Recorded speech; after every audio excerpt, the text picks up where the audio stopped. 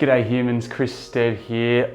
Today I am having a look at the new Samsung OLED S95C TV. Now this bad boy here, 77 inches, will set you back just a tickle under 10K here in Australia. So this is a serious investment for serious viewing experience. Now, as you can see, it's not my usual digs. I'm set up in a hotel room. I've been here for the night. I've been watching some TV, listening to the soundbar as well. This is the Q990R, soundbar. Down here as well, the flagship soundbar from Samsung, that they've been kind of working together. Not that you necessarily will need this, because this thing has 8 speakers in it, including upwards firing and sideways firing. So you're going to get pretty good sound out of this anyway. But if you do pair it up with the Samsung soundbar, they don't work independently of each other anymore like they used to. The TV speakers will still work, but they will join with the soundbar to create this 11.1.4 surround sound experience, especially when you're watching Dolby Atmos like Star Wars provides here. This is also running at 4K. So obviously you can see a bit of Star Wars here. You're looking through a camera at a TV here, so I don't know how realistic you're going to get a vision of how this looks, but it really does pop. Great depth. The old OLEDs, brightness was always a bit of a concern for many, but these new panels, especially the top of the range premium panels, and not just from Samsung, but from other manufacturers as well, brightness and OLEDs no longer really an issue. And the color depth in this particular TV is some of the best you're going to get in the market. Helped a lot by the processor as well, the quantum processor, which, and when you're going through the menu systems in the UI and stuff like that, everything is just so quick and snappy. You've got adaptive picture now, so it's going to adapt to the lighting in your room on the fly.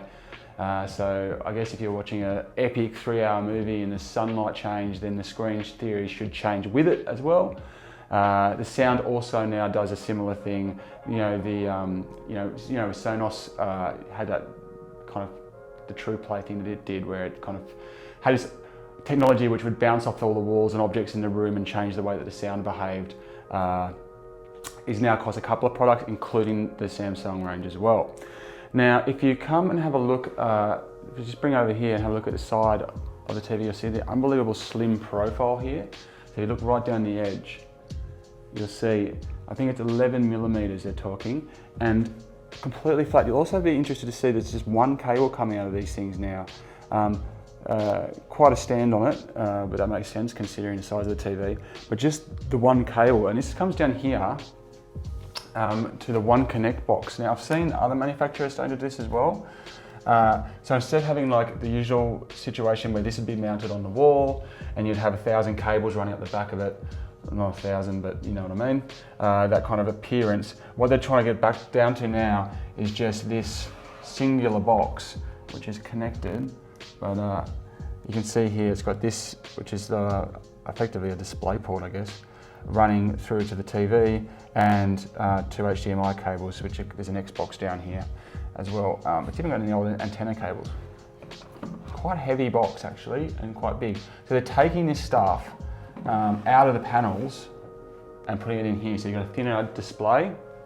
It's going to be really interesting in the future, I think, just as an aside, to see whether or not this becomes the main thing that you can carry between displays, and you can just upgrade your display. But that's, I'm talking about the future here, not things that have actually happened. So that's an interesting thing you're going to have to take into account. If you buy this TV, you're going to need at least some sort of spot to put this box in order to run all your stuff. As you'd expect from a TV of this quality, you're looking at HDMI 2.1 ports, you're looking up to 144 Hz refresh rate, so it's going to tackle all your next gen gaming and stuff like that. No worries at all, and it's going to look pretty damn good. Let's have a quick look through the UI for you. You can see such a good scene this. Hopefully you can get a bit of a representation here of the way that the picture comes through. It does really look good. Now, if we have a look at the home here, you can see how much quicker everything behaves now.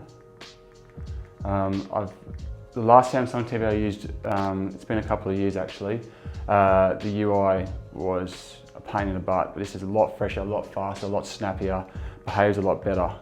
And you've got your Samsung TV Plus there as well, which is kind of Samsung's approach to, actually it's a version of Apple TV box really.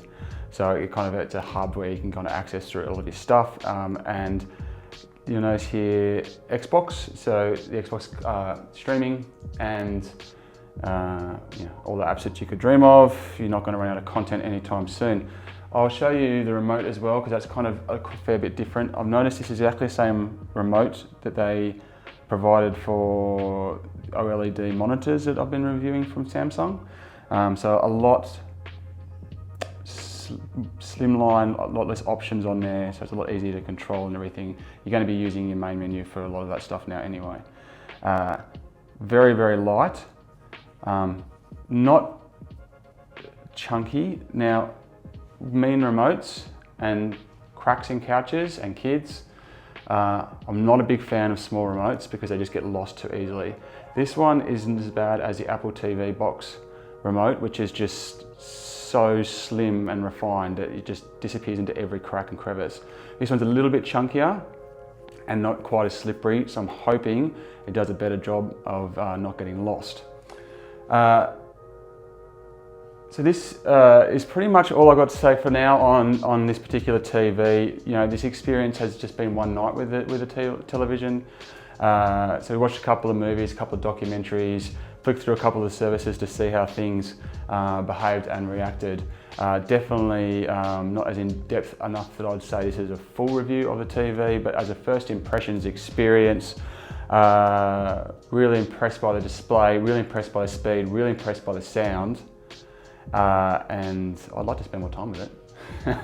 Anyway, thank you very much for watching. I'm Chris Stead. Until next time, check you later.